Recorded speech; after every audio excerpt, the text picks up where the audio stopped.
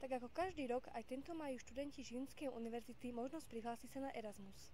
Erasmus je súčasťou akčného programu Európskej komisie zameranej na vysokoškolské vzdelávanie. Jeho hlavným cieľom je zvyšovanie kvality vzdelávania prostredníctvom medzinárodnej spolupráce univerzity. Kam sa chystáš na Erasmus a prečo?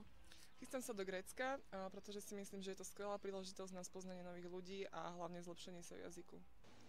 Takže bol som na Erasme vo Fínsku a dalo mi to veľa nových skúseností, naučil som sa lepšie jazyk. Koľko prihlásených študentov je tento rok na Erasmus a o ktoré krajiny je najväčší záujem? Takže doteraz sa mi prihlásilo na Erasmus 26 študentov, ale stále máme nejaké voľné kapacity, keby náhodou niekto mal záujem, tak ešte z nejakých 7-8 voľných miest.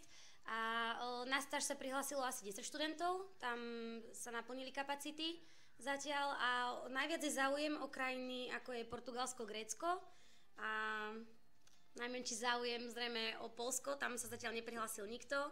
Niektorí študenti sa prihlásili aj do Fínska alebo do Prahy na Karlovu univerzitu, aj dokonca do Rakúska, ale naozaj to Poľsko zatiaľ nikto nejaví záujem.